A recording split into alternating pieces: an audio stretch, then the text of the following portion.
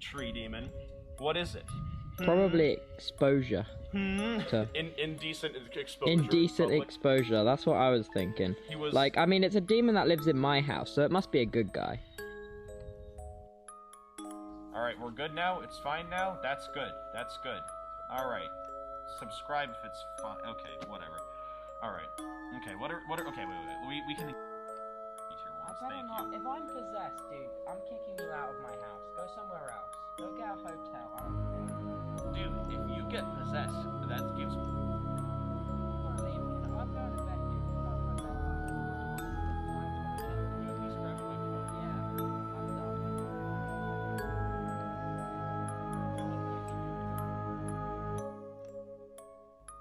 Okay, so this one takes place in 16th century, like in a 16th, 15th, 14th, I don't know which century, but whenever the medieval period is, that's when it takes place. Basically, this is the story of just a knight, right? You know, he's a very, very noble, very, you know, kind of to the point where he's almost full of himself, you know, but it's like, he's like that kind of person where he's kind of aware of how good he is, and he's honestly kind of a jerk, but we're just gonna, that's all the characterization that he's gonna get pretty much, but just know that he is a knight and he does do that. Now, right, every single day, right, he passes this like weird, like, old lady on his, like, way to work, right, it's like the run-of-the-mill, like, kind of, I say run-of-the-mill, I don't know why, but it's like, it kind of reminds you of, like, the witch that gave Snow White the apple. Basically, every single day, he kind of walked past her on his way to work, and he didn't really think much of it. And she would always say some, like, random thing to him, you know, kind of like, well, like, usually she'd either be begging for money or just like saying like weird and vague threats against him. So he didn't really think much of her until one day she was just kind of gone. So he was kind of confused about that, and he was just like, oh, she probably either found somewhere else to sit or just kind of maybe passed away or something. I mean, it was the medieval period. People didn't really live that long. So it was a wonder why she looked so old in the first place, because really not that many people really lived that long anyway. So, you know, she kind of did that. But so he didn't really think much of it. Now weeks passed and everything, and he's doing well, all right. This knight is doing well. I mean, he's protecting the king, you know, the queen, and of course the princess and all that.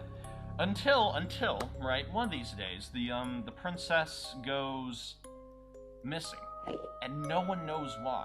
All right, you would think that there would be a reason why the princess would, like, you would think that there would be any evidence of why the princess has gone missing. So people were referring to it as the perfect kidnapping in this sense, where basically she's just gone, and no one really knows the reason why. Now, of course, the knight, being his full of himself, self-centered, noble person, always trying to do the right thing, kind of like what Spider-Man is, but like a little bit more self-obsessed. He, of course, made it his main goal to try to find the princess, because, you know, random disappearances, especially in the medieval times with absolutely no evidence, just doesn't happen. I mean, there was no sign of, like, any struggle or anything, you know, everything was still, like, fine on, like, her desk, you know, all of her, like, jewelry was still okay, which was odd. Now, he made it his goal to try to figure it out, but the thing is, weeks went by, months went by, and he still had no evidence of what happened to the princess. He still had no clue. Now, of course, there have been rumors about that old lady that was sitting on the side of the road, that she possessed some kind of magical ability. So, of course, when you try to work towards one thing for months and have no results, you try to find different means. So, he tried to find her. He looked around, and eventually, he did. As it turns out, she lived in a nice old shack just right outside where the castle was. So he went to her, and of course, he just talked with her and tried to ask her, like, do you know what happened to the princess? Do you know what could have happened to the princess and everything? And to his surprise, she said yes. She actually knew exactly what happened to the princess. Now, Now, it seemed kind of almost foreboding, as almost if she had done it, so of course the knight got offensive with it. He drew his sword, and he started to threaten the old lady because he thought that she had something to do with it.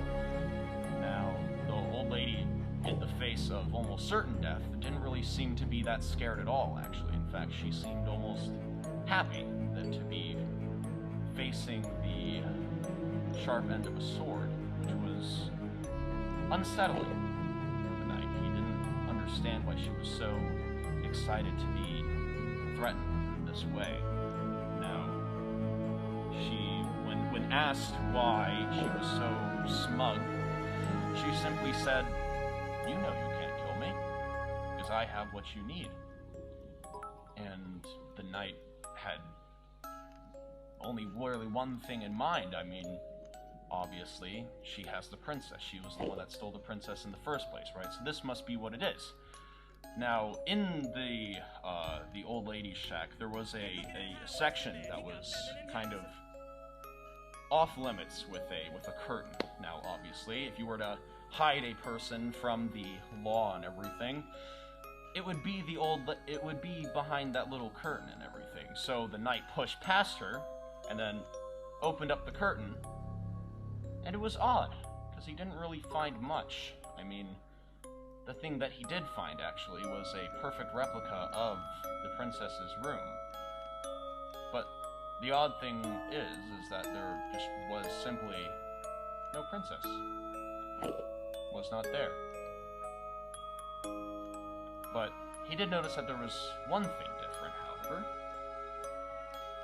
which was almost unsettling of sorts, where the princess would be when she was asleep. All that was left was a weird little box with some strange symbols on it. So he decided to walk up to it, and he opened it up, and the little person inside of it started to spin while the tune had played.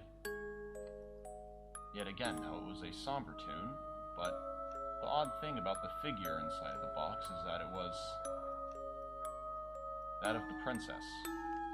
Now, he was taken aback by it because it was realistic, almost too realistic.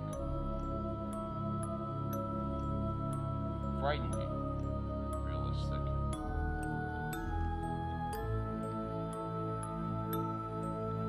And then all he could feel was a sharp pain in his back. The knight had fallen. He had completed his goal. But he'll never live to tell the tale of what really happened.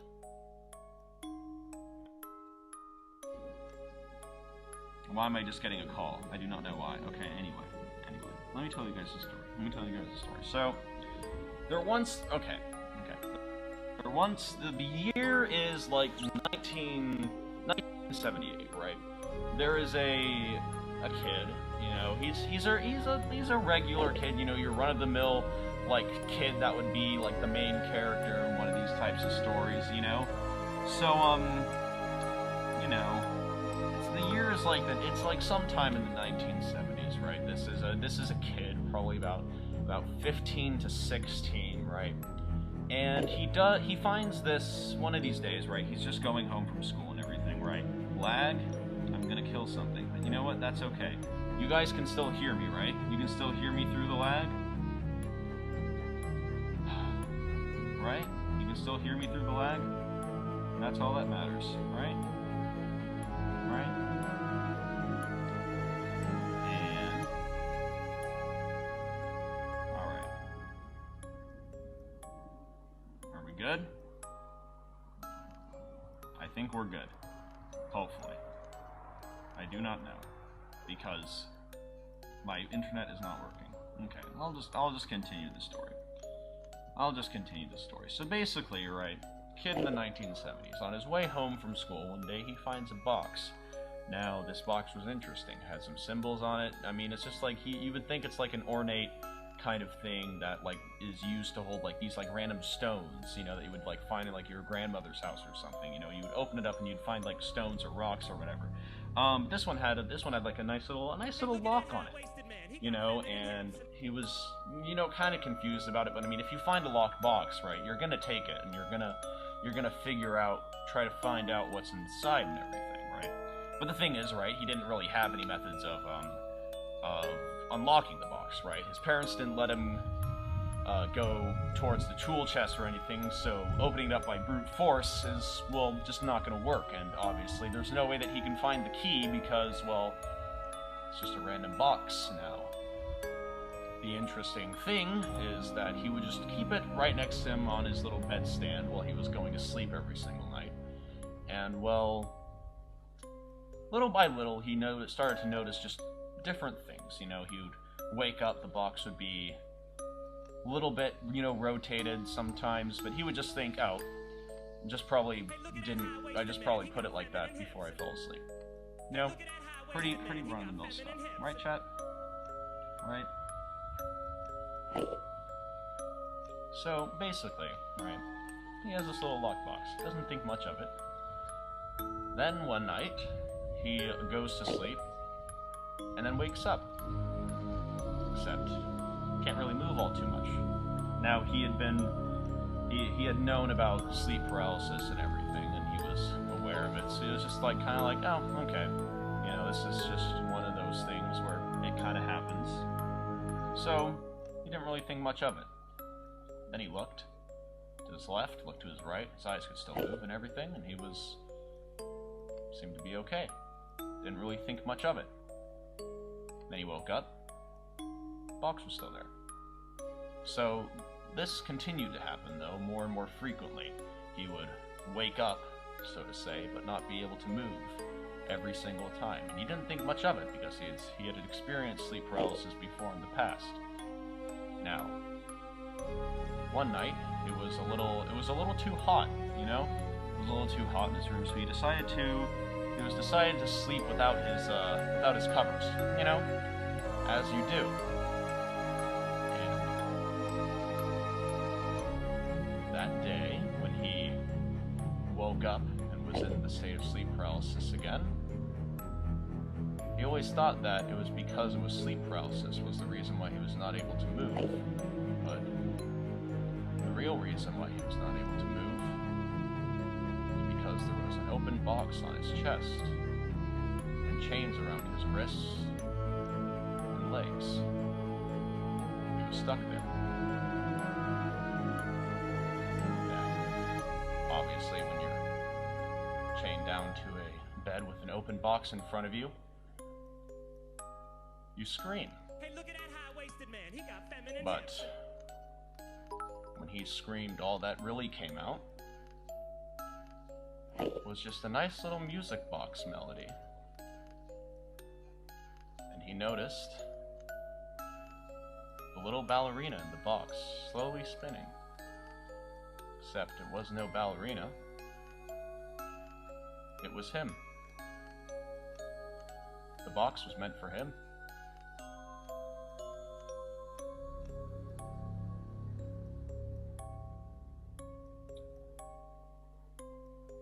Now, this story is about a girl. She is their average run-of-the-mill kind of child, you know. Doesn't really have too many friends, but hey, it's the 80s, you know. Not really too much happens. But, she kind of just, like, you know, had her schoolwork and everything. She got her schoolwork done. She was a very nice student. Except one day, when she was walking home from school, she found a box. A nice little lock on it. And some weird symbols.